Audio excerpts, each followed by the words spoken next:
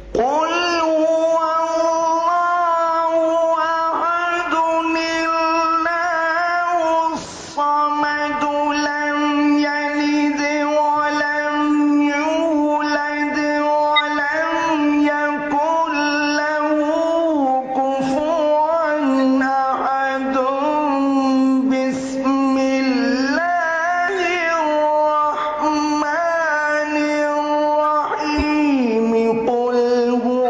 الرحيم قل هو الله أحد الله الصمد لم يلد ولم يولد ولم يكن له كفوا ولا قوة إلا بالله أحد. العلي العظيم. أعوذ بالله من الشيطان اللعين الرجيم. بسم الله الرحمن الرحيم. الحمد لله الذي علا في تبحده ودنا في تفرده وجلى في شانه وعظم في أركانه، والصلاة والسلام على أشرف الأنبياء والمرسلين حبیب الہ العالمین مولا و مولا الثقلین جد الحسن والحسین مولانا ابی القاسم محمد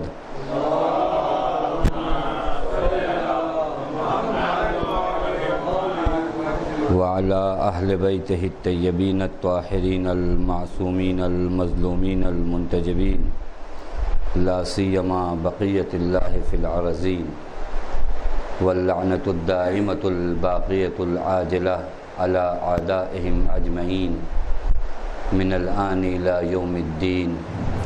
أما بعد، فقد قال الله الحكيم بسم الله الرحمن الرحيم قل هو الله أحد الله الصمد لم يلد ولم يولد ولم يكن له كفوا أحد. صلى الله عليه محمد.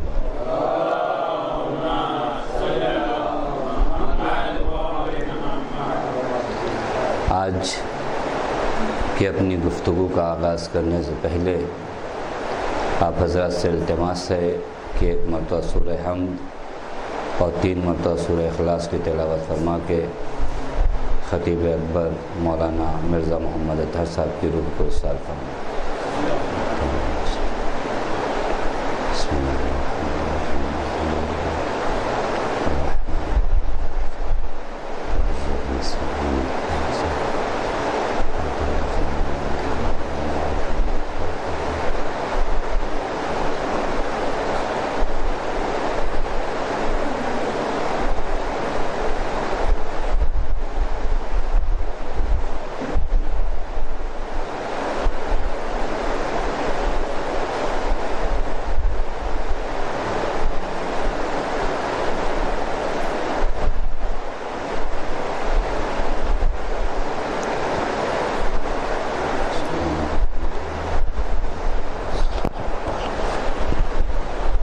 صلوات بھیجے محمد وآل محمد.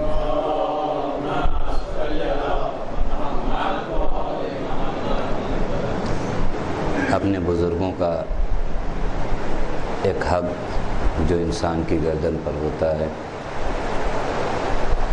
بہرکیف اسے کسی طرح ادا کرنا ضروری ہوتا ہے.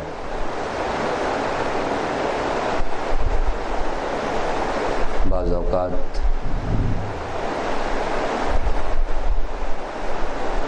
کسی کی زبان پر ایسے ذکر ہوتے ہیں جو ہمارے لیے محترم بن جاتا ہے. انہی شخصیات میں سے ایک شخصیت مرحوم کی تھی. خداوند متعال سے التجا اور التماس ہے کہ انہیں اپنے رحمت واسعہ میں جگہ عنایت فرمائیں. گفتگو سورہ توحید کے اس فقرے اور اس آیت میں تھی اللہ الصمد، کہ خداوند متعال بے نیاز ہے. عرض کیا آپ کی خدمت میں صمد کا لغوی اور اصطلاحی معنی کیا ہے. صمد یعنی کیا؟ کہ صمد اس ذات اور اس حقیقت کو کہتے ہیں جو انسان کا منتہا بن جائے، یعنی انسان کی منزل جو ذات ہو اس ذات کو صمد کہتے ہیں، یعنی جس کی جانب ہر انسان اپنی منزل قرار دے۔ پروردگار عالم اللہ الصمد، اللہ الصمد، یعنی اسی آیہ کریمہ میں ہمیں آگاہ کیا جا رہا ہے کہ دیکھو جس ذات کی توحید کا اقرار کر رہے ہو وہ ذات ہی ہے جو تمہارا مقصد ہے، اس کے علاوہ تمہارا کوئی اور مقصد نہیں ہے۔ بس اوقات ہوتا ہے ہم لوگوں سے بچوں والی باتیں بہت زیادہ ہوتی ہیں، گرچہ بال سفید ہو جاتا ہے، بزرگی آ جاتی ہے۔ کبھی آپ نے دیکھا ہوگا بچوں کو کسی کام سے بھیجا جاتا ہے، اس کی منزل کچھ اور ہوتی ہے، راستے میں ہو سکتا ہے کرکٹ کھڑا ہو کر دیکھ رہا ہو، اس کو آپ نے بھیجا کسی اور کام سے، یہ راستے میں کھڑا ہو کر کرکٹ دیکھ رہا ہے، یہ اس کی منزل نہیں ہے، یہ اس کا مقصد نہیں ہے۔ شاید اس دنیا میں جو زندگی ہم و آپ گزار رہے ہیں یہ بالکل اسی بچے کی طرح ہے کہ بھیجا کہیں اور کے لیے ہے۔ ہم دنیا کی رعنائیوں میں، دنیا کی مشغولیات میں، دنیا کی مصروفیات میں، یہ دنیا کے طرح طرح کے نئے انداز ہمیں مشغول کیے ہوئے ہیں۔ وہ آخری وقت یاد آتا ہے، جس طرح بچوں کو آخری وقت یاد آتا ہے کہ ارے ہمیں تو فلاں چیز خریدنے کے لیے بھیجا تھا، تو اس وقت بچہ یہ دیکھتا ہے اب تو وہ دکان بھی بند ہو گئی ہوگی۔ تقریباً ہمارا حال یہی ہے کہ آخری وقت میں یہ یاد آتا ہے کہ یہ سارے کام تو فضول کے تھے، اصلاً اس کے لیے ہمیں بھیجا ہی نہیں گیا تھا، ہمیں بھیجا گیا تھا انا للہ و انا الیہ راجعون، یعنی ہمارا مقصد یہ تھا۔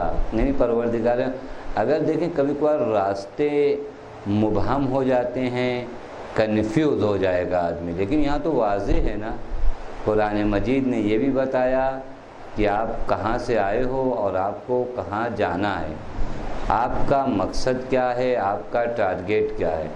لیکن اتنا سب کچھ معلوم ہونے کے بعد بالکل بچوں کی طرح جب ہم دنیا کے رعنائیوں میں مشغول ہو جاتے ہیں تو بھول جاتے ہیں کہ ہم کہاں سے آئے تھے اور ہمیں کہاں جانا ہے۔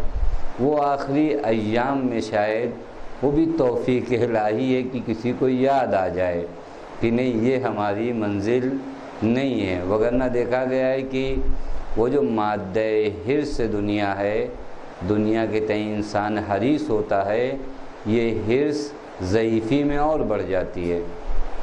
یہ عجیب مرحلہ ہے، خداوند متعال سے انسان دعا کرے کہ یہ بیکار کی چیزیں ہمیں مشغول نہ کر سکیں، ہماری منزل اور ہمارا مقصد یہ نہیں ہے۔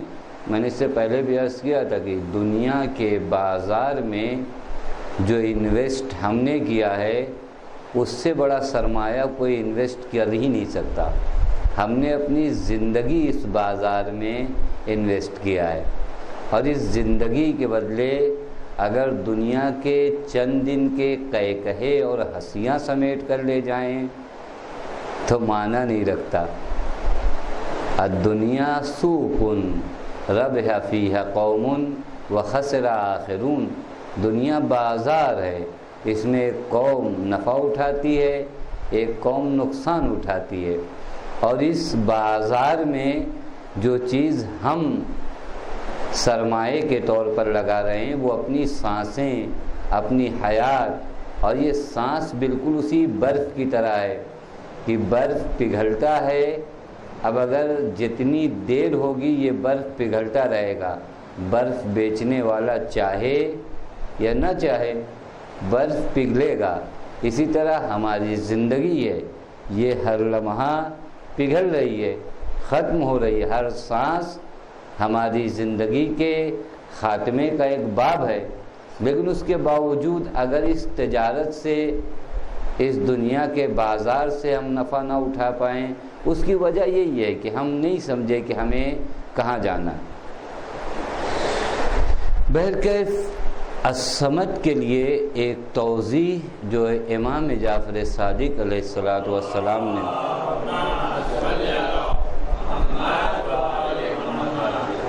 امام فرماتے ہیں کہ فلسطین سے کچھ لوگ میرے بابا کی خدمت میں حاضر ہوئے. توجہ کیجئے گا، الصمد کی جو توضیح امام محمد باقر علیہ السلام نے فرمائی.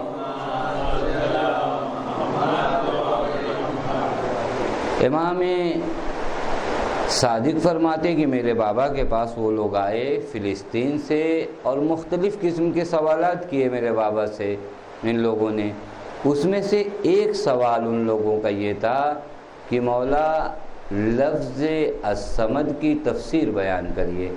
یہ جو پروردگار عالم نے کہا کہ اللہ الصمد یعنی کیا؟ امام نے فرمایا کہ لفظ الصمد 5 حروف پر مشتمل ہے. الف، لام، صاد، میم، دال، یہ 5 حرف ہیں. اس میں لام نہیں پڑھا جاتا ہے. اگر انگلش میں کہا جائے تو کہا ہے سائلنس حروف میں سے ہے. الصمد آپ الف کو صاد میں ملاتے ہیں، درمیان میں لام نہیں پڑھتے. یہ الصمد جو 5 حروف پر مشتمل ہے، امام نے اس کے ایک ایک حرف کا فلسفہ اور ریزن بیان کیا کہ اس صمد کو تم معمولی نہ سمجھو کہ یوں ہی توضیح کر دیا جائے. یہاں الف سے بھی ایک چیز مراد ہے، لام سے بھی ایک چیز مراد ہے، صاد سے بھی ایک چیز مراد ہے، میم و دال سے بھی ایک خاص چیز مراد ہے. لوگوں نے کہا مولا بیان فرمائیے کہ کیا مراد ہے. امام کہتے ہیں یہاں پر جو الف ہے، یہ الف دلالت کرتا ہے انیت خدا پر. انیت خدا، انیت کہتے ہیں کسی چیز کی حقیقت. جیسے آپ کہتے ہیں شہد اللہ انہ لا الہ الا اللہ، یہ الف در حقیقت دلالت کرتا ہے انیت یعنی ذات خدا پر، یعنی ذات خدا اور حقیقت خدا پر الف دلالت کرتا ہے. اور یہ جو لام دیکھ رہے ہو، یہ لام الوہیت خدا پر دلالت کرتا ہے. ایک ایک لفظ، ایک ایک پیغام اور ایک ایک میسج اپنے اندر رکھے ہوئے ہیں. الف انیت پر دلالت کرتا ہے، لام الوہیت پہ دلالت کرتا ہے. پھر مولا فرماتے ہیں یہ الف و لام ایک دوسرے میں مل جاتے ہیں کیونکہ لام نہیں پڑھا جاتا. توجہ فرمائے، یہ دونوں کیا ہیں؟ ایک دوسرے سے مل جاتے ہیں. اور لام کی خصوصیت یہاں پر یہ ہے کہ یہ لام سننے میں نہیں آتا، لکھا جاتا ہے. جب آپ الصمد لکھیں گے تو ایسا نہیں کہ لام چھوڑ کر آپ لکھیں گے. آپ الف، لام، صاد، میم، دال یہ پورا لکھیں گے، لیکن یہ لام سننے میں نہیں آتا. اس کی اپنی لطافت ہے. وہ لطافت کیا ہے؟ وہ لطافت یہ ہے کہ جس طرح ہم لوگوں نے لفظ الہ کی تفسیر کی کہ الہ الخلق کو، الہ کسے کہتے ہیں؟ جس کی معرفت سے خلق عاجز ہو، جس کی معرفت، جس کے بارے میں خلق نہ جان سکے. یہاں پر یہ لام اسی پیغام کو دینا چاہ رہا ہے. یہ لام جو نہیں پڑھا جا رہا ہے، یہ در حقیقت اسی پیغام کو دینا چاہ رہا ہے کہ یہ حقیقت تمہارے حواس فکری سے بالا ہے، تم اس تک نہیں پہنچ سکتے اس کی الوہیت کو. پھر لکھا کیوں جاتا ہے؟ کہا جس طرح پروردگار عالم کی حقیقت آپ نہیں جان سکتے لیکن اس کے آثار دیکھ سکتے. پروردگار عالم کی حقیقت سے آگاہ نہیں ہو سکتے لیکن پروردگار عالم کے آثار کو آپ ملاحظہ کر سکتے ہیں. اس لام کی کنڈیشن یہی ہے کہ اگر چاہتے ہو کہ حقیقت پروردگار عالم سے آگاہ ہو جاؤ تو نہیں، تو یہ لام پڑھا. یہ لطافت ہے، خاص لطافت ہے کہ یہ لام پڑھا نہیں گیا. لام پڑھا نہیں گیا یعنی کیا؟ یعنی در حقیقت حقیقت خدا سے تم آگاہ نہیں ہو. خوب جب پڑھا نہیں جاتا ہے تو اس کو نکال دیجئے. کہتے نہیں، آثار خدا کی طرح موجود ہے، جس طرح دنیا میں آثار خدا موجود ہیں، لیکن آثار خدا سے آثار خدا بس سمجھ میں آتا ہے، حقیقت خدا نہیں سمجھ میں آتا۔ پس اسلام کے پڑھنے نہ پڑھنے کا ایک فلسفہ یہ ہے۔ صاد کے بارے میں کہتے ہیں کہ یہ دلیل ہے اس بات پر کہ حق تعالی صادق ہے، حق تعالی صادق ہے، اس کا کلام صدق ہے، اور اس نے اپنے بندوں کو سچ کی پیروی کرنے کی دعوت دی ہے۔ امام کے الفاظ ہیں کہ صاد یعنی پروردگار عالم صادق، اس کا کلام صادق، اور اس نے اپنے بندوں کو صدق اور سچ کی پیروی کرنے کی دعوت دی ہے۔ میم کس چیز پر دلالت کرتا ہے؟ یہاں پر جو لفظ میم آیا ہے، امام فرماتے ہیں اس کی دلالت ملکیت خدا پر ہے۔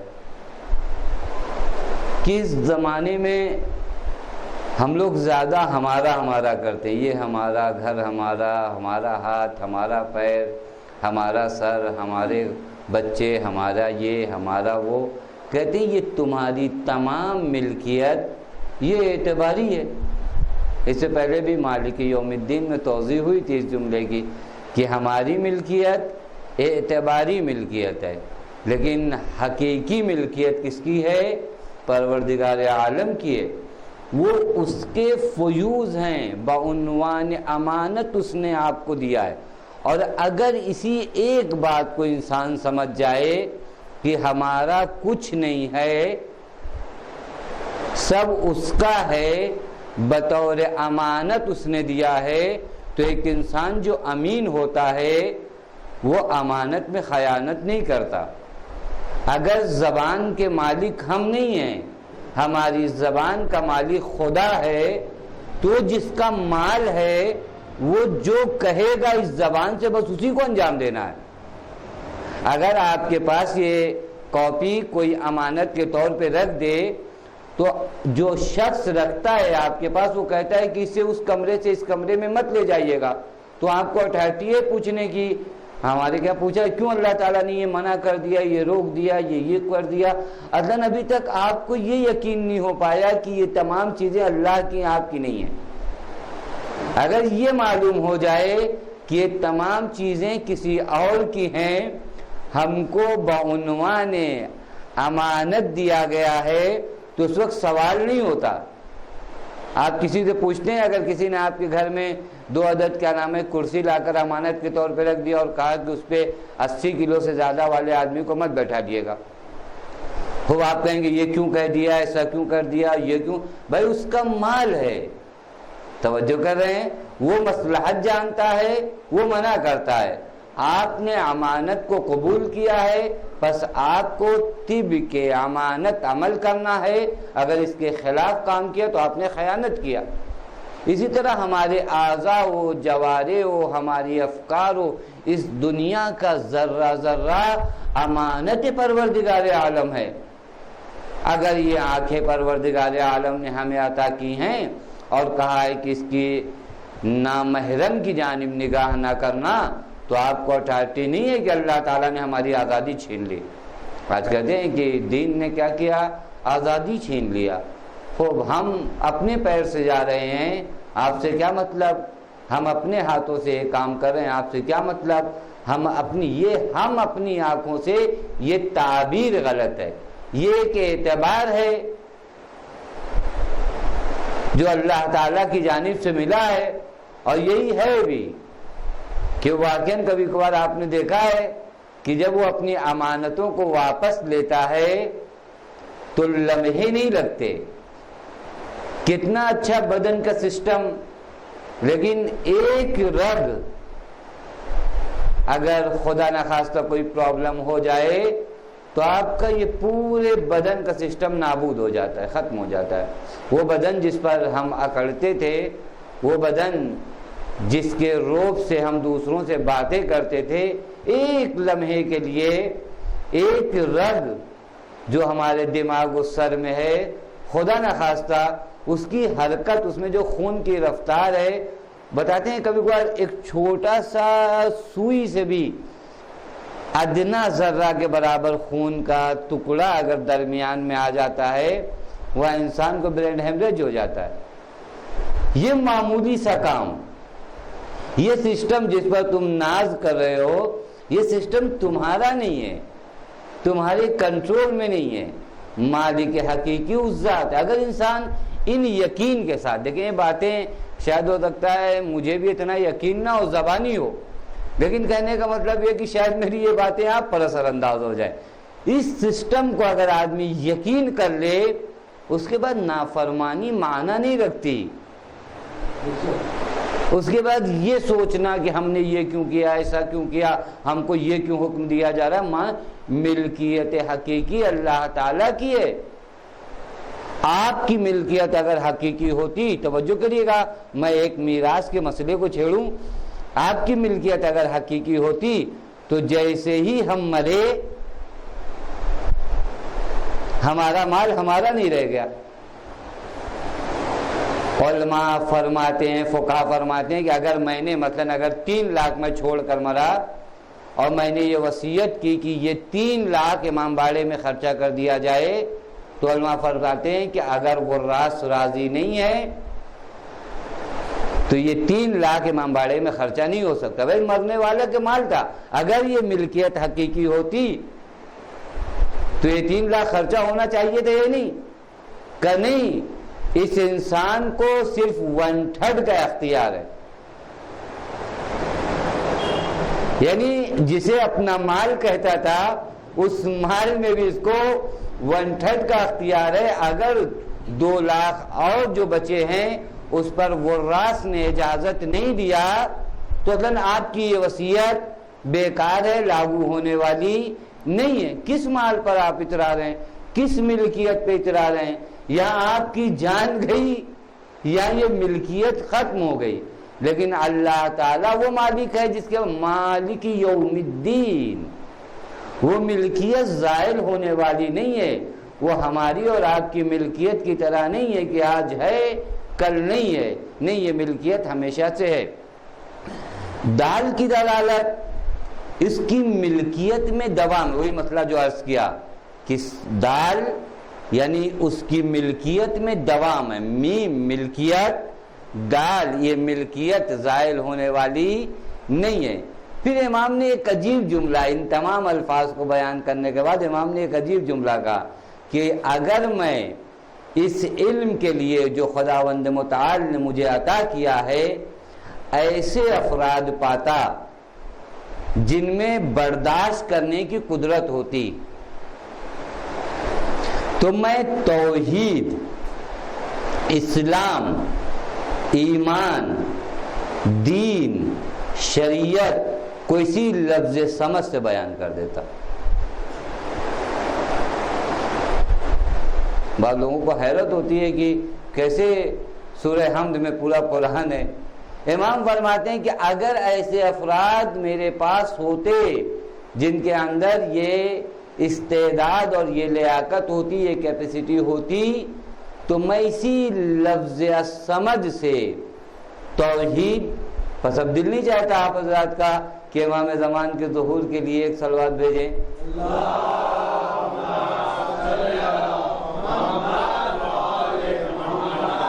کہ وہ دن خوشی کا دن ہوگا، باتیں ایسی نہیں ہوں گی ہماری طرح ظنی، گمانی، وہمی نہیں. وہ امام کے وقت وہ باتیں ساری یقینی ہوں گی.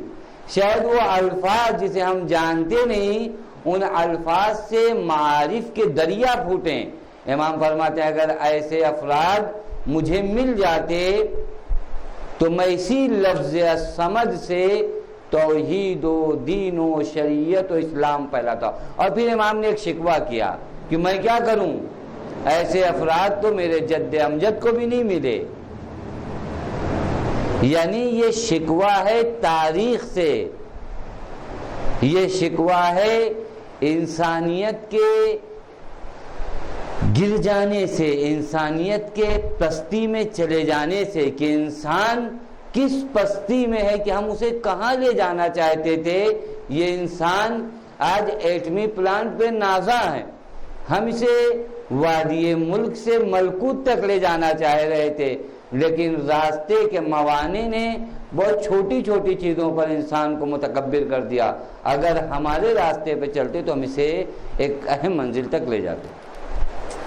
یہ مسئلہ لفظ الصمد کا تھا جو آپ کی خدمت میں عرض کیا۔ چونکہ یہاں پر کچھ سوالات ذہن میں ہیں، وہ نہایت اہم ہیں۔ دیکھیں، اب تک جو بھی گفتگو ہم لوگوں نے کیا احادیث و تفسیر کے لحاظ سے کیا، یہاں پر ایک سوال یہ ہے، کئی سوالات ہیں، دیکھیں کہاں تک کے سوالات ہم لوگ الصمد کے سلسلے میں جواب آج دے پاتے ہیں۔ پہلا سوال تو یہ، خدا غنی ہے، خدا غنی ہے، بے نیاز ہے، آیا عقل سے ثابت کر سکتے ہیں آپ اس کو، اس آیت کو ہٹا کر؟ اللہ الصمد، خدا بے نیاز ہے، آیا عقل اسے قبول کرتی ہے؟ یعنی عقل یہاں پر حکم کرتی کہ خدا بے نیاز ہے۔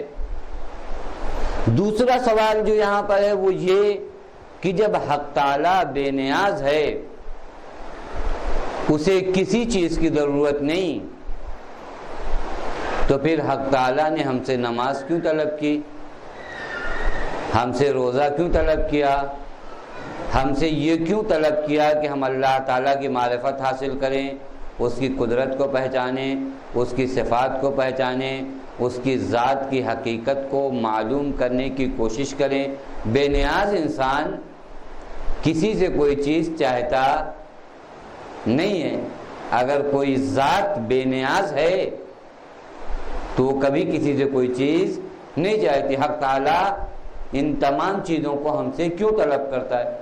اگر آپ کہیں کہ نہیں اسے تو ضرورت نہیں ہے، بس اس نے یوں ہی طلب کر لیا،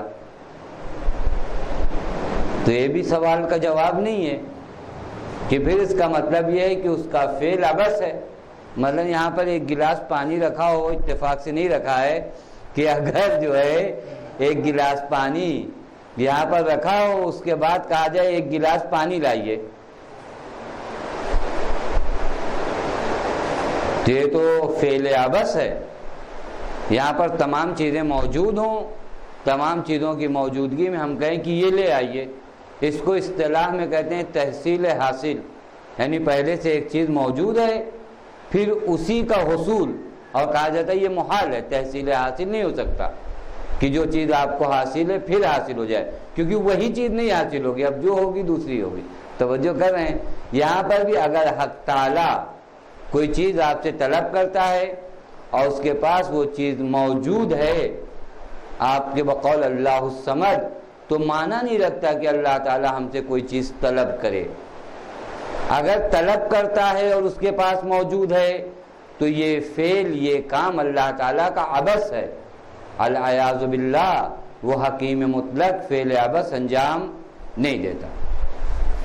سب سے پہلا مرحلہ ہم لوگ، شاید بحث تھوڑا سے خشک ہو جائے، کیونکہ باتیں جب عقلی ہوتی ہیں تو اس حوالے سے تھوڑا سے مشکل پیش آتی ہے، لیکن بہت آسان طریقے سے میں آپ لوگوں کی خدمت میں عرض کروں کہ کیسے اس دنیا میں ایک ذات کو بے نیاز ہونا چاہیے۔ یہ سسٹم دنیا کا کہتا ہے کہ کوئی ایک ذات اس دنیا میں بے نیاز ہو۔ اگر تمام ذوات نیاز مند ہوں تو مشکل پیش آ جائے گی۔ ایک کوئی ہو جو بے نیاز ہو۔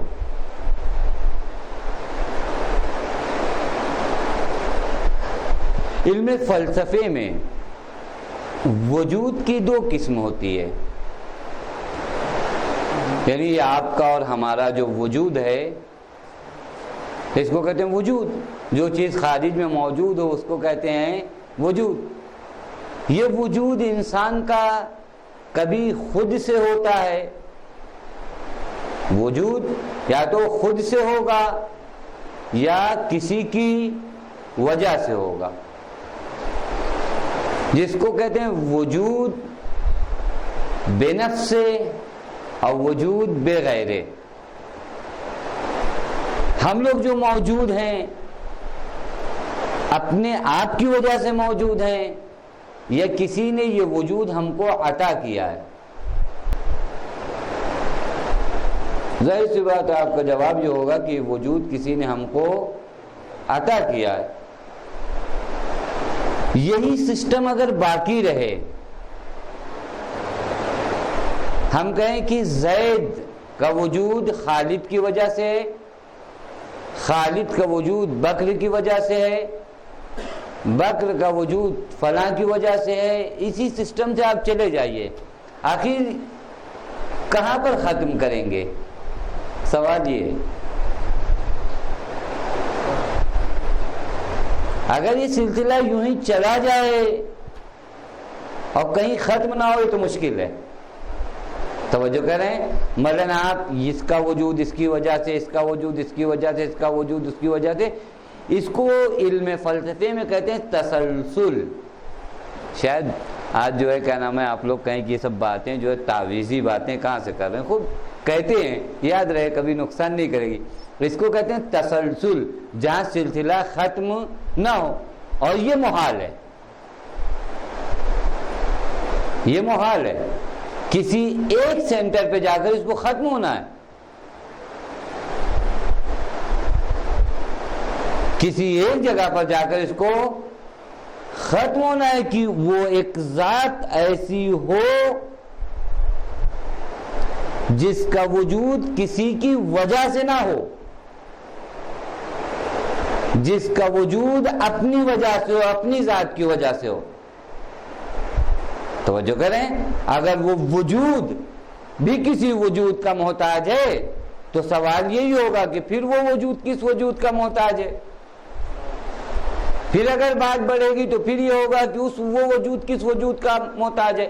لہذا یہ احتیاج، توجہ کریے گا، میں نے عرض کیا کہ بے نیاز کا ہونا ضروری ہے.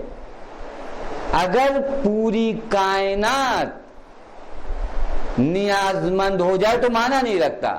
ایک ایسا بے نیاز ہو جہاں جا کر یہ سلسلہ ختم ہو. اگر یہ سلسلہ ختم نہیں ہوتا تو عقل کہتی ہے غلط ہے، ہو ہی نہیں سکتا کہ نیاز مند کو وجود دیتا رہے، کہیں تک بھی آپ جائیے، آخر میں کہیں رکیں گے یا نہیں رکیں گے؟ وہ جس جگہ آپ رکے وہاں پر یہی سوال ہے ہمارا. وہ جس وجود پر جا کر آپ رکے، ہمارا سوال یہی ہے کہ اس وجود کو آپ کیا کہتے ہیں؟ یہ وجود اپنے وجود میں محتاج ہے یا یہ وجود اپنے وجود میں بے نیاز ہے؟ اگر آپ کہتے ہیں کہ ہاں یہ سلسلہ وجود پوری کائنات کا ایک ذات پر جا کر ختم ہوتا ہے اور وہ کسی کے وجود دینے کا محتاج نہیں ہے، اللہ الصمد، وہی وجود بے نیاز ہے. اس کے علاوہ جتنے وجودات ہیں، جتنی موجودات ہیں، یہ سب کے سب نیاز مند ہیں. اور وہ وجود جو اپنے اصل وجود میں بے نیاز ہو اور تمام کمالات اور تمام خیرات جس کی جانب سے مخلوقات کو ملنے والی ہو، ایک اصطلاح میں کہتے ہیں کہ فاقد شے معطی شے نہیں ہوتا. میرے پاس اگر جو ہے پانی نہیں ہے تو میں آپ کو پانی نہیں دے سکتا.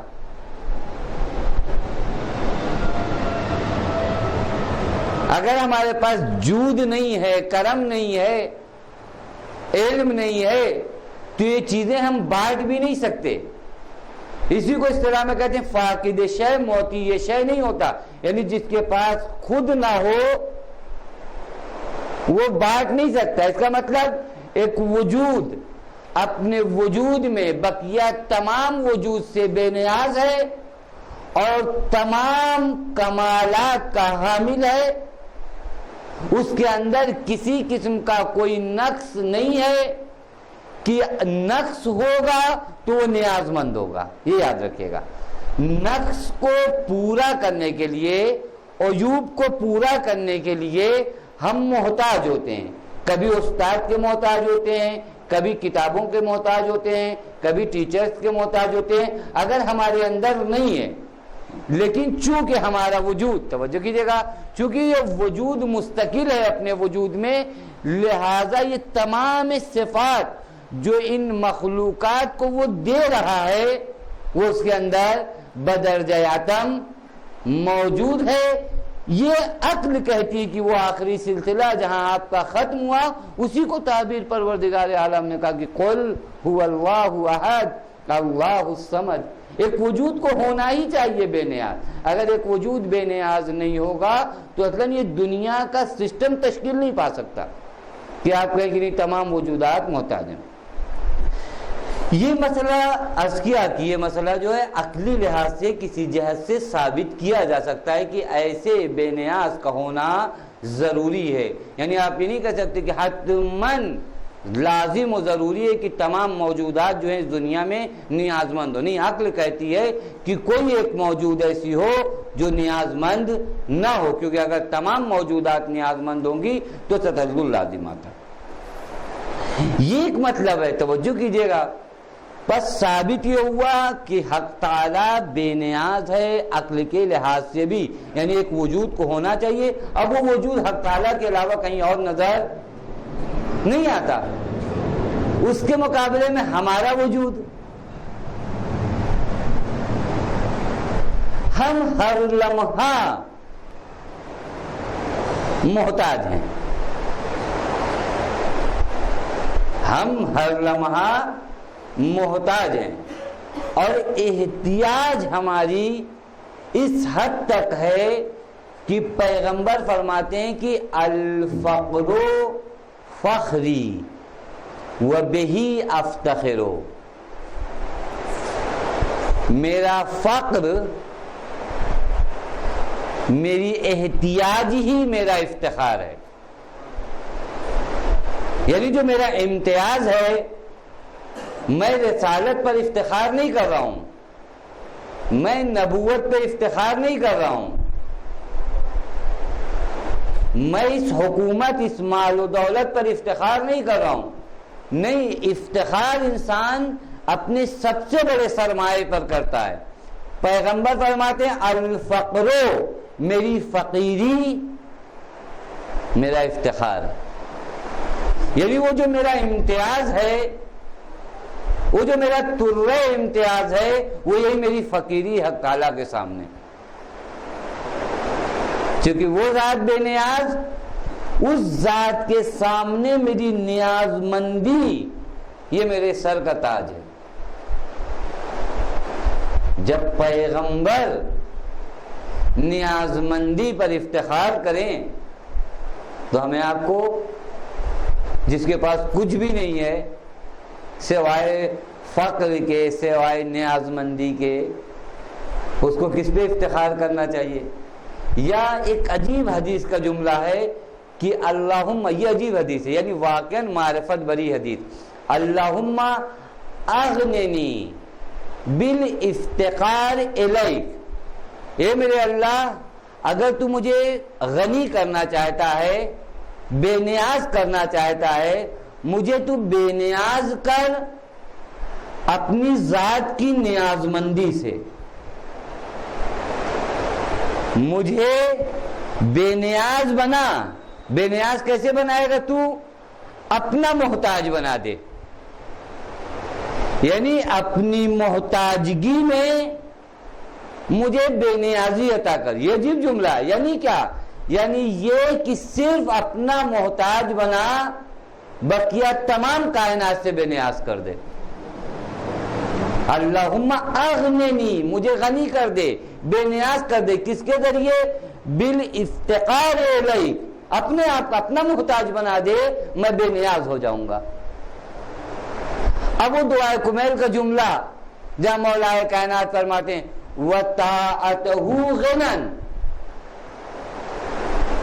بے نیازی کیسے حاصل ہوگی انسان کو؟ حق تعالیٰ کی اطاعت سے۔ تم مال و دولت ہو، شہرت ہو، مقام ہو، بلڈنگ ہو، گاڑی ہو، علاقی ڈیلکس فلیٹ، اس سے بے نیازی سمجھتے ہو؟ مولا کائنات فرماتے ہیں وَطَاعَتَهُ غِنًا، بے نیازی صرف حق تعالیٰ کی اطاعت میں، اس کی اطاعت کرو، بے نیاز ہو جاؤ گے۔ آگے حدیث کا جو ولا تفقرنی بالاستغناء عن، عجیب جملہ، یہ حدیث واقعا اگر توضیح دی جائے تو یہاں وقت چاہیے، ایک دم معرفت عرفان کی انتہا ہے کہ مجھے بے نیاز کر دے، کس کے ذریعے؟ اپنی احتیاج کے ذریعے، یعنی میں تیرا محتاج ہو جاؤں، اور مجھے کبھی فقیر مت کرنا، لا تفقدنی، مجھے فقیر مت کرنا، کس کے ذریعے؟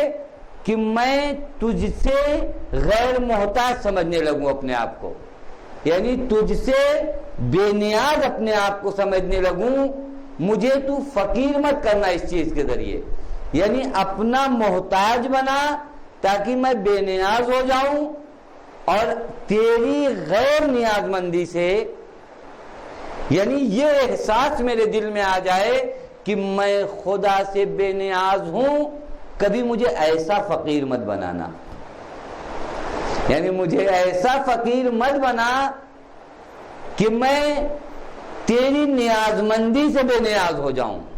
یہ عجیب جملہ ہے، یہ انسان ہے۔ حتیٰ بعض عرفاء، توجہ فرمائیے، یعنی کبھی کبھار زندگی کے بعض واقعات ہوتے ہیں جو ہمارے لیے درس اور عبرت اور میسج ہونا چاہیے، لیکن ہم لوگ اس کو دوسری چیز پر حمل کرتے ہیں۔ مرحوم شیخ مرتضی زاہد بہت بڑے عارف، ان سے ملنے دو لوگ گئے، جناب آغا فخر وغیرہ، یہ لوگ کہتے ہیں جس وقت ہم ان سے ملنے گئے اس وقت ان کی تسبیح غائب ہو چکی تھی، ان کی تسبیح جو ہے وہ کہیں گم گئی تھی۔ کہا مرحوم مرتضی زاہد نے کہا کہ میری تسبیح غائب ہو گئی ہے، تم لوگ بھی میری مدد کرو۔ کہا ہم بھی ڈھونڈنے لگے، کہا تسبیح نہیں ملی۔ یک بیک مرحوم مرتضی زاہد کی آنکھوں میں آنسو آ گیا، آواز بھرا گئی ہے، اس لرزتی ہوئی آواز میں انہوں نے ایک عجیب عرفان بھرا جملہ کہا کہ یہ جو میری تسبیح غائب ہوئی ہے یہ در حقیقت خداوند متعال کی جانب سے ایک الٹیمیٹم اور ایک انتباہ ہے کہ مرتضی زاہد اگر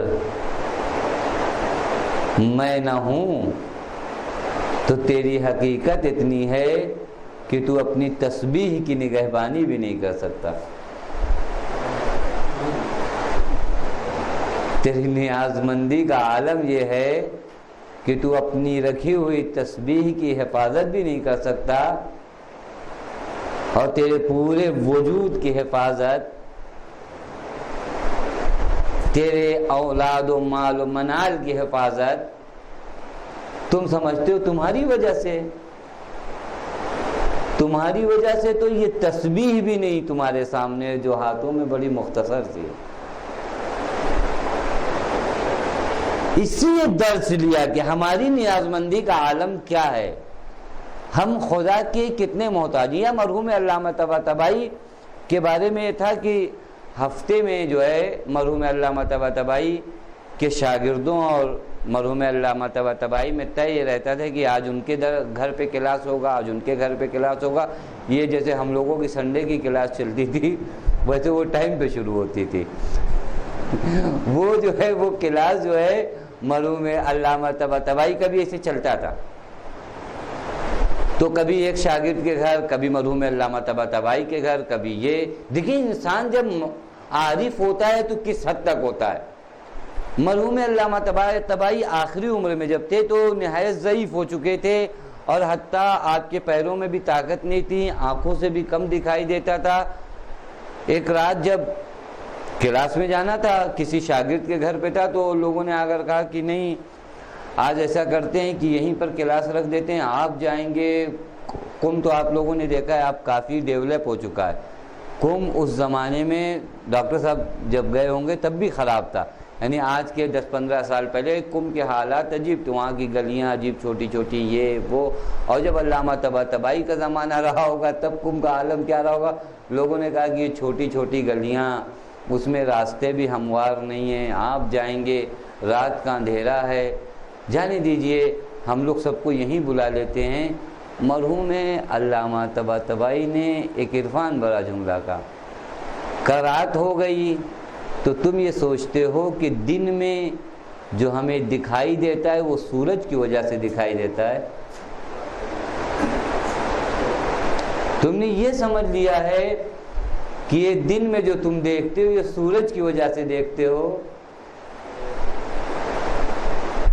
اگر یہ ایک لمحے کے لیے سمجھ لیا تو تمہاری توحید کامل نہیں ہے، ابھی تم اس مرحلے میں نہیں گئے۔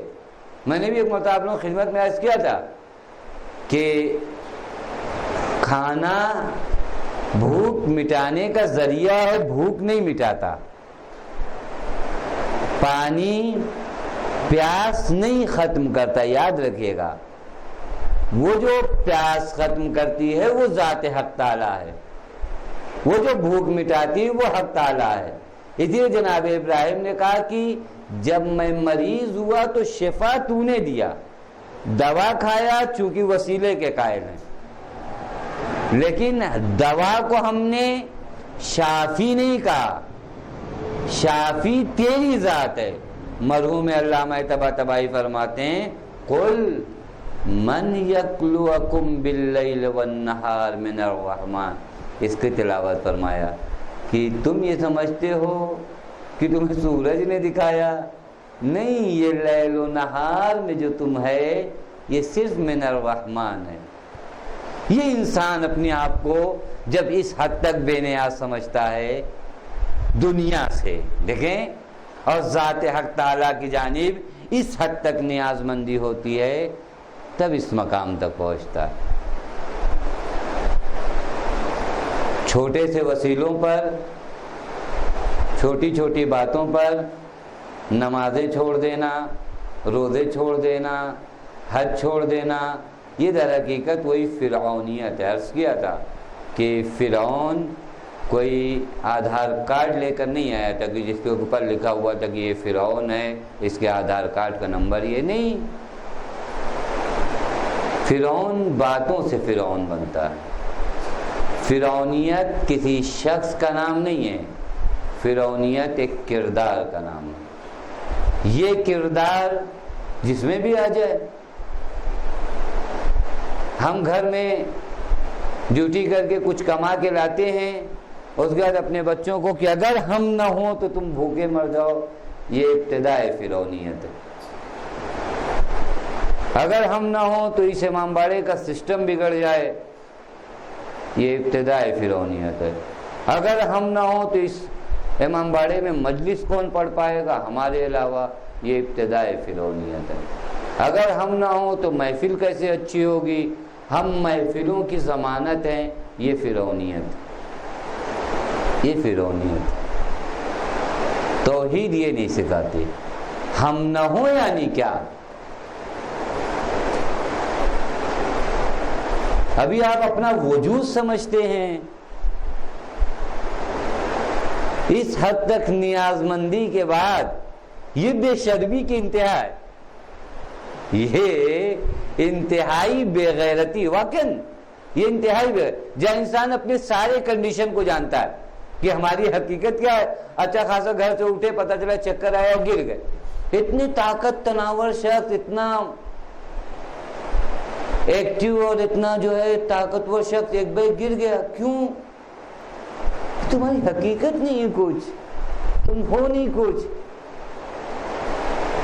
تم کسی کی نظر کرم پر ہو۔ یہ اور بات ہے کہ وہ ایسا رحمان اور رحیم ہے جو ہر لمحہ اپنے احسان کو جتاتا نہیں ہے۔ شاید یہ غفلت تمہاری اس وجہ سے ہے۔ ایک انسان تمہیں 10 روپیہ دیتا ہے، 10 مرتبہ جتاتا ہے، لیکن اس پروردگار عالم نے تمہیں سب کچھ دیا، لیکن اس کے باوجود اور دینے کے لیے اپنے قریب بلا رہا۔ یہ عجیب ہے۔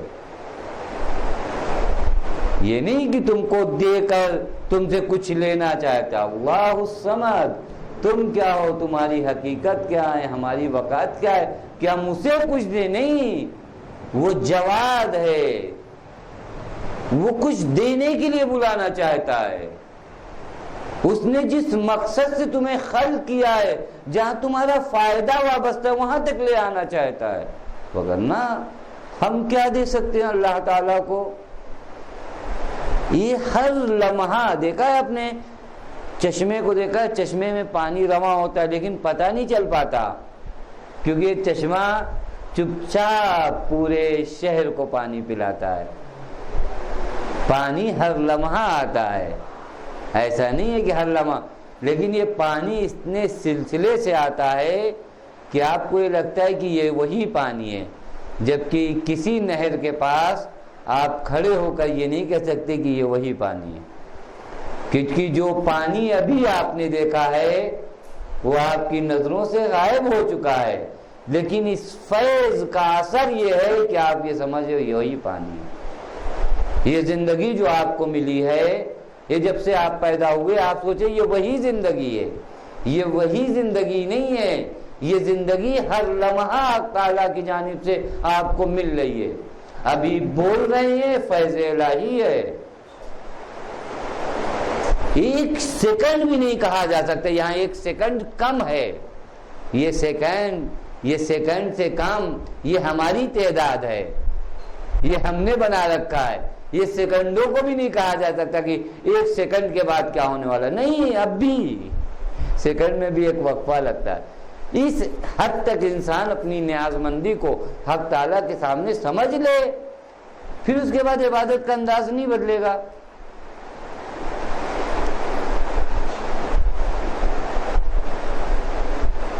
کبھی کبھار ہوتا ہے نا، کسی چیز کو آپ محسوس کر لیتے ہیں کہ آپ کے لیے ضروری ہے، اب اس چیز کو حصول کے لیے آپ کیا نہیں کرتے۔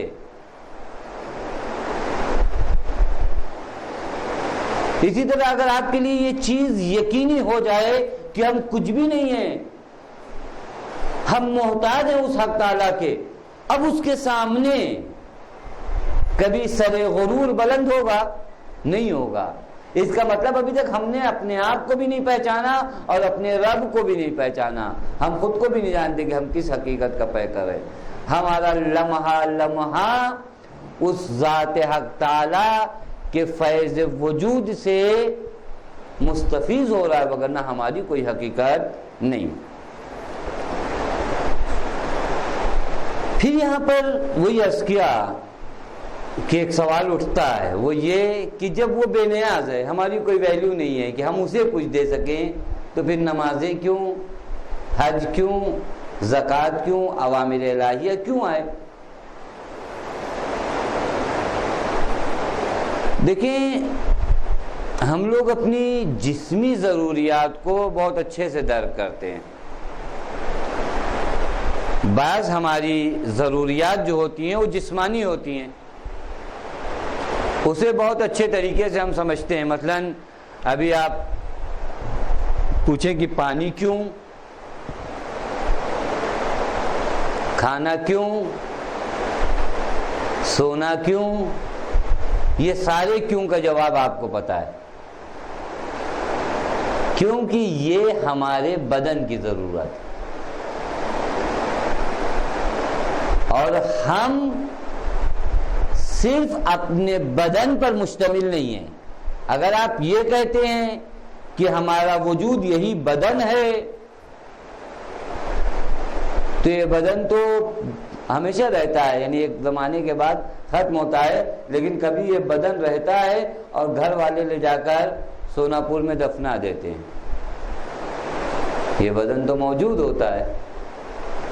اس کا مطلب بدن کے علاوہ کوئی اور چیز ہے۔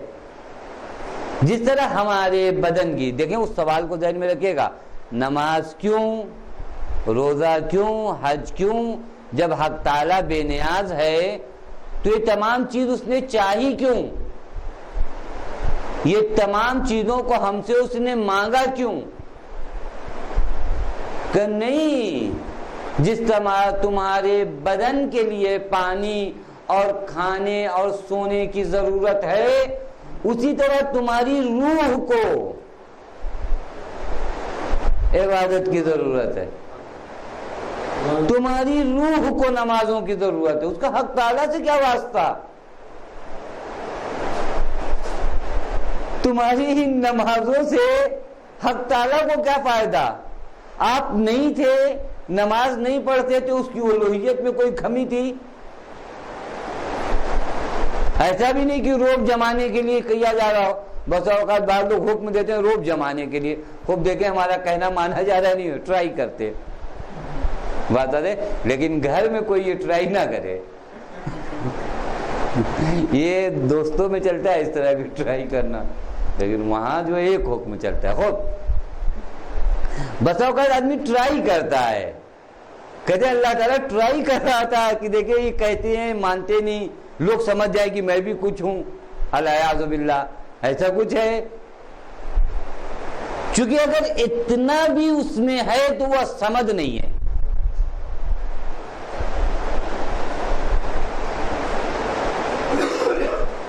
وہ سمجھ نہیں رہ گیا، وہ محتاج ہو گیا. اسے تو کچھ بھی نہیں چاہیے، آپ کے سجدے بھی نہیں چاہیے، آپ کی نمازیں بھی نہیں چاہیے، آپ کے روزے بھی نہیں چاہیے، آپ کے حج بھی نہیں چاہیے. اس کو کیا ضرورت ہے؟ یہ سب آپ کو چاہیے، یہ سب آپ کو چاہیے.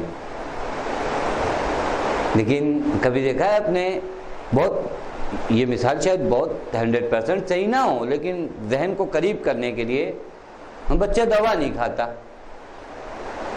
ماں کہتی دوا کھا لو تو کیڈبری کھلاؤں گی. اب اس دوا کھانے سے ماں کو کیا فائدہ ہے کہ اس کے انعام میں کیڈبری ہے.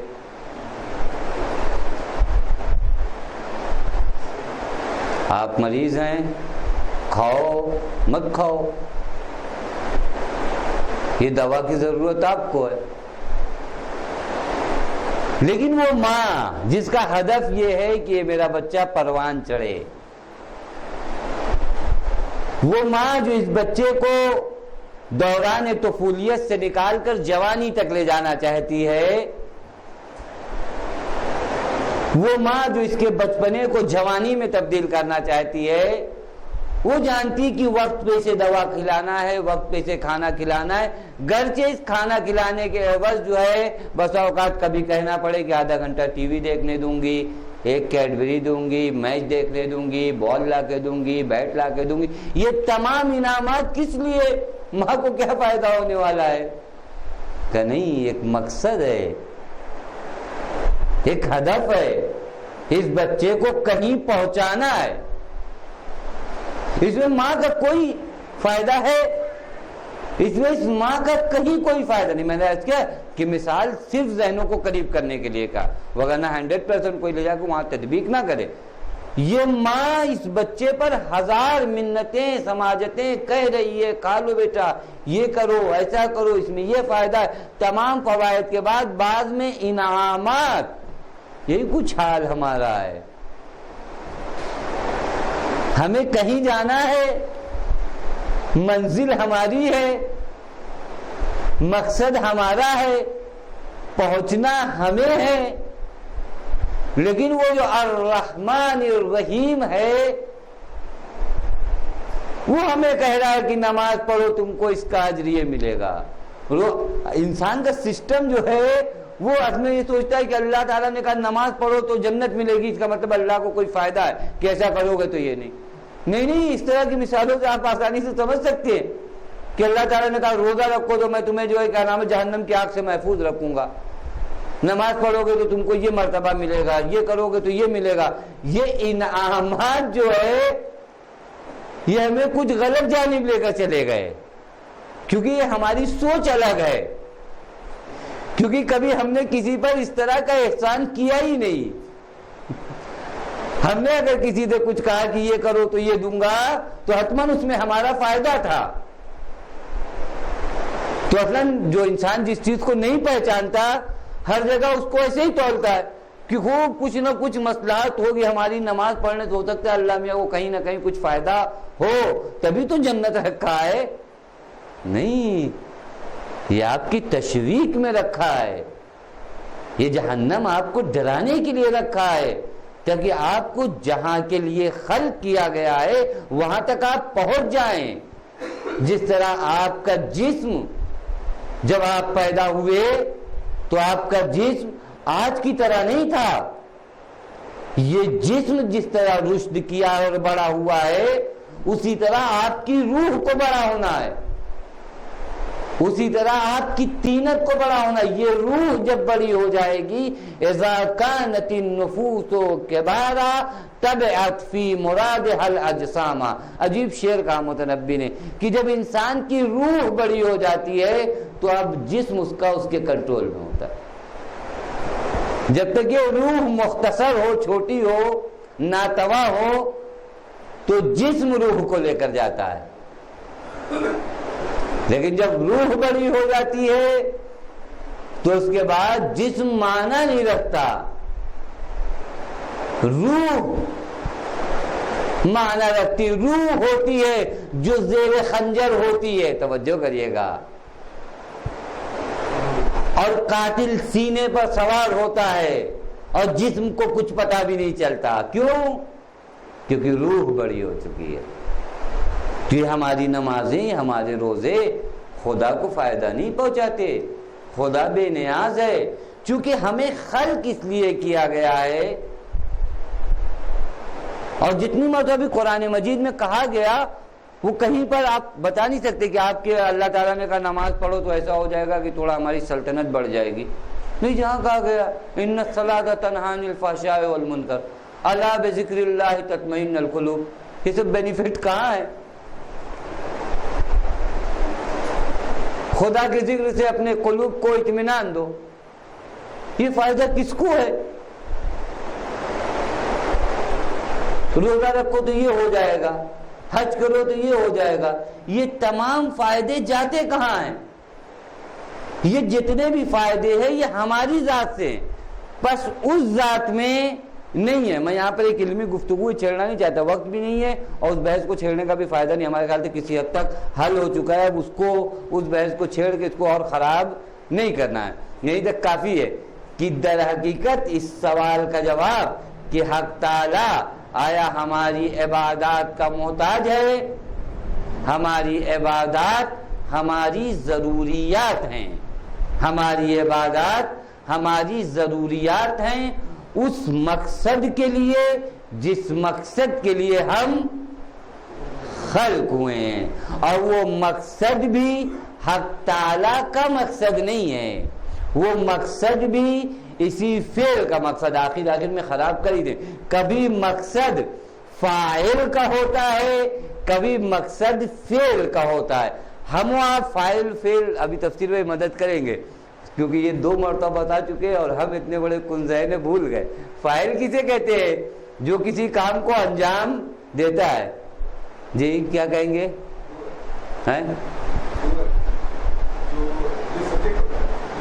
جی جی جی جی جو کام کو انجام دے کہتے ہیں اس فاعل. توجہ کریے گا, ایک خراب کرنا ہے تو آخر میں خراب کیا جا سکتا ہے. یہ جو ہے یہ ہم نے موبائل اٹھایا, یہ جو ہم نے اٹھایا ہم کیا ہے؟ فاعل ہے. یہ جو اٹھا ہے موبائل یہ فعل ہے. 2 چیزیں نا یہاں پر, ہم اٹھانے والے, ہم فاعل. یہ جو چیز اٹھی ہے, یہ جو کیفیت ہے, جو کنڈیشن ہے, یہ فعل.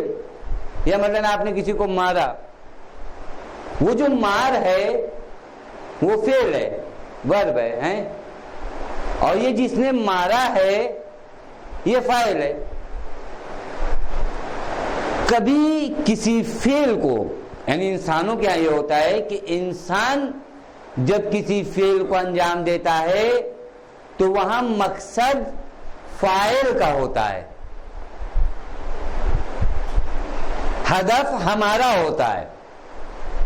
لیکن حق تعالیٰ کے یہاں کنڈیشن چینج ہے. توجہ کیجیے گا, حق تعالیٰ کے یہاں جو اس نے ہمیں خلق کیا ہم اس کا فعل ہیں.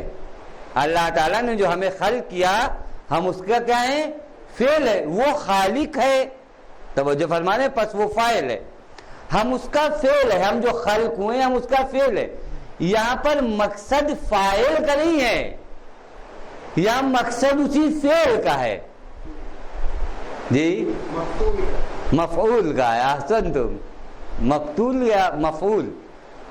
مفعول. احسن. وہی یعنی جس کے اوپر یہ کام انجام دے گئے یہ فعل اپنا ایک مقصد رکھتا ہے۔ انسان جو فعل حق تعالیٰ ہے، فعل افعال توحیدی آپ نے پڑھا نا، یہ سب خلق جو ہے فعل الہی ہیں۔ اس فعل کا جو مقصد ہے، حق تعالیٰ کو کوئی مقصد نہیں ہے، کیونکہ وہ بے نیاز، اسے کہیں نہیں پہنچنا ہے، اسی فعل کو کہیں پہنچنا ہے۔ توجہ کریں، اسی فعل کو پہنچنے کے لیے وہ عوامر رکھے گئے۔ پس ہدف، مقصد فاعل کا نہیں ہے، اور یہ فعل بھی بدون ہدف نہیں ہے۔ کیوں فعل بدون ہدف نہیں ہے؟ کیونکہ اس فعل کو کہیں پہنچنا ہے، کیونکہ وہ اشکال آ جائے گا کہ اگر جو ہے فاعل کا کوئی مقصد نہیں ہے تو یہ فعل کیوں؟ کہنے یہ فعل بے مقصد نہیں ہے، لیکن یہ مقصد کا نفع فاعل تک نہیں پہنچتا، اس مقصد کا نفع اسی فعل تک پہنچتا ہے۔ ہم نے کہا آخر میں خراب کر دیں گے بات کو۔ خیر، یہ بات جو صرف اتنی کیا کہ کسی کو اچھا لگے اس طرح کی باتیں سننے میں، در حقیقت عرض کیا کہ وہ اس طرح کی مثالوں کو جیسے آپ لوگوں کی خدمت میں عرض کیا اس کو ذہن میں رکھیے۔ اصل وہ ہے کہ حق تعالیٰ کی عبادتیں ہم صرف اس وجہ سے کرتے ہیں کہ یہ ہماری ضرورت ہے، حق تعالیٰ کی ضرورت نہیں۔ اور باتیں اس سلسلے میں نہیں ہیں اور بیان کی بھی جا سکتی ہیں، لیکن اور دقیق باتیں یہاں پر موجود ہیں جس کو نماز کے سلسلے میں انشاءاللہ جب ہم لوگ فلسفے نماز وغیرہ بیان کریں گے، جیسا کہ پھر آج بھی اتفاق سے جو ہے 11:15 ہو گیا، پھر وہی مرحلہ آ گیا کہ ہم لوگ ختم کریں اس بحث کو یہاں پر، اور 2-4 منٹ بارگاہ اہل بیت میں حاضر ہو کر اور ان بزرگوار پر جو جفا اور جو ظلم اس امت نے ڈھائے ہیں اس کو بیان کر کے اپنے اس نورانی محفل کو پرنور کریں۔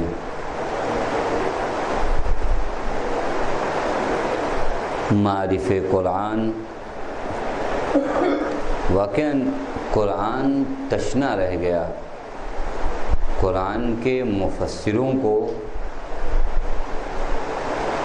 امت نے قرآن سے تو دور نہیں کیا، لیکن ان مفسروں کو امت سے دور کر دیا گیا، یعنی جنہیں قرآن سمجھنا تھا ان کو ہٹا دیا گیا، کیونکہ ایسے در پر ظالموں نے ہجوم کیا ہے جو در وحی قرآن تھا، جہاں وحی نازل ہوتی تھی۔ واقعاً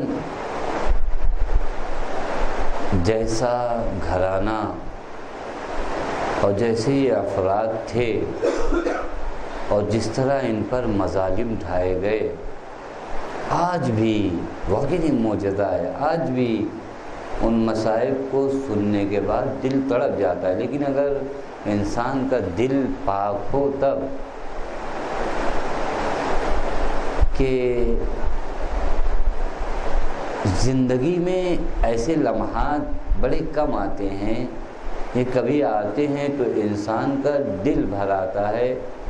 وہ یہ کہ کبھی آپ نے ایسی کنڈیشن شاید نہ دیکھی اور خدا نہ کرے دکھائے کہ کبھی آپ کے ساتھ ایسی مجبوری آ جائے کہ آپ دشمنوں کے درمیان اپنے اہل خانہ کو تنہا چھوڑ کر جائیں۔ نرغہ عادہ میں اہل حرم کو تنہا چھوڑ کر جانا بہت سخت بات ہے، اسی لیے تو مقاتل کے جملے ہیں کہ جس وقت امام حسین علیہ السلام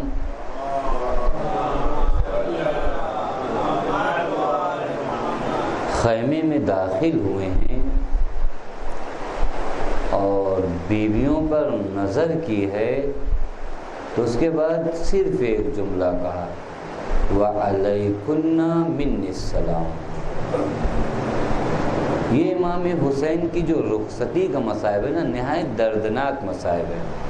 حتیٰ بعض جگہوں پر ملتا ہے کہ ایک عابد اور زاہد انسان نے خواب میں دیکھا کہ علامہ مجلسی حرم امام حسین میں درس دے رہے ہیں، اور درس کے بعد مصائب پر آتے ہیں۔ اسی دوران پردے کے پیچھے سے ایک کنیز حاضر ہوتی ہے اور علامہ مجلسی سے کہتی ہے علامہ حسین ابن علی کی رخصتی کرو۔ اور جانتے ہو یہ فرمائش کس کی ہے؟ یہ فرمائش حسین کے غریب ماں کی ہے۔ رخصتی امام حسین یعنی کیا؟ تھوڑا سے تصور کیجئے کہ رخصتی امام حسین یعنی زینب کی امیدوں کا خاتمہ۔ زینب نے اب تک جو کچھ تھا وہ صرف اس لیے لٹا دیا کہ امام وقت زندہ رہ جائے، میرا بھائی زندہ رہ جائے۔ لیکن ہوا کیا ارباب اعضاء؟ سب چلے گئے، عباس بھی شہید ہوئے اور محمد بھی شہید ہوئے، اکبر کے سینے پہ برچھی بھی لگی، قاسم کا لاشا بھی پامال ہوا، اور آخر میں بھائی آ کر کہتا ہے علیکن منی السلام۔ مقتل کے جملے ہیں کہ جناب زینب کا حال بہت غیر تھا، مضطرب تھی بی بی، کبھی اٹھتی ہیں کبھی بیٹھتی ہیں، کبھی اٹھتی ہیں کبھی بیٹھتی ہیں۔ بھائی نے بہن کا جو یہ حال دیکھا، حسین کو معلوم تھا کہ زینب کی ذمہ داریاں بہت بڑی ہیں، زینب کو ابھی کوفہ و شام فتح کرنا ہے۔ ارے بھائی نے بہن کے سینے پہ ہاتھ رکھ کر دعا پڑھی، نہ جانے ایجاد امامت سے حسین نے کیا کیا۔ اب بہن کو سکون ملا اور بہن اٹھ کھڑی ہوئی، بھیا جاتے ہو تو جاؤ۔ ارباب اعضاء قیامت کی منزل تو اس وقت آ گئی جب حسین نے بہن کے شانوں کے بوسے لیے۔ ایک مرتبہ بہن تڑپ گئی، اے ماں جائے وہ بہن کے شانوں کے بوسے کیوں لے رہے ہو؟ کہا بہن زینب، ارے مجھے عصر کے بعد کا منظر یاد ہے، اے زینب کل 11 محرم کو ارے انہی شانوں پہ رسن بنے گی۔ ارباب اعضاء بہن نے بھی بھائی کے گلے کو چوما اور بوسا لیا۔ اے بھیا مجھے بھی معلوم ہے ابھی کچھ وقفے کے بعد ارے شمر کا کند خنجر ہوگا، آپ کا گلا ہوگا۔ بہن و بھائی کی یہ گفتگو تمام ہوئی، حسین آگے بڑھے۔ ایک مرتبہ حسین کی چھوٹی بیٹی سکینہ نے کہا بابا، اے میرے بابا تھوڑی دیر کے لیے ٹھہر جائیے۔ حسین رک گئے۔ اے سکینہ تمہاری فرمائش کیا ہے؟ اے بابا یہ نرغہ آدھا ہے، آپ دیکھ رہے ہیں نا؟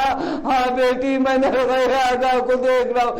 اے بابا اگر ہو سکے تو ہمیں مدینہ رسول پہنچا دیجیے۔ اے میرے لال تیرا باپ مجبور ہے۔ اب سکینہ نے دوسری فرمائش کی، اے میرے بابا تو اچھا چند لمحوں کے لیے زمین کربلا پر لے جائیے۔ اے میرے بابا سکینہ چاہتی ہے کہ آخری وقت آپ کے سینے اطہر پہ سر رکھ کے سو جائے۔ اور باب اعضاء جلتی ہوئی زمین پہ زہرا کا لال دھویا۔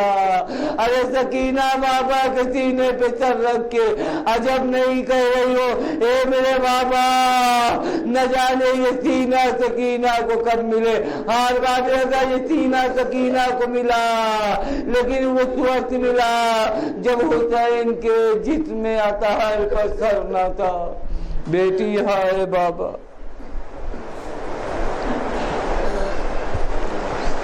لعنت اللہ علی قوم الظالمین سیعلم الذین ظلموا ای منقلب ینقلبون انا للہ وانا الیہ راجعون رضا بقضائہ وتسلیما لامرہ۔ بار الہ تجھے تیرے حق کا واسطہ، آل محمد کے حق کا واسطہ، ہمیں جو بیمار انہیں شفائے کامل و عاجل عنایت فرما۔ بار الہ تجھے تیرے حق کا واسطہ، آل محمد کے حق کا واسطہ ہمیں جو پریشان حال ان کی پریشانیوں کو دور فرما۔ بار الہ تجھے تیرے حق کا واسطہ، آل محمد کے حق کا واسطہ ہمیں دینی معارف سمجھنے کی توفیق عنایت فرما۔ بار الہ تجھے تیرے حق کا واسطہ، آل محمد کے حق کا واسطہ معبود یہ دنیا ظلم و جور کے پر ہو چکی ہے، وارث عدل و انصاف امام زمان کے ظہور میں تعجیل فرما، ہمیں ان کے اعوان و انصار میں شمار فرما۔ ربنا تقبل منا انک انت السمیع العلیم۔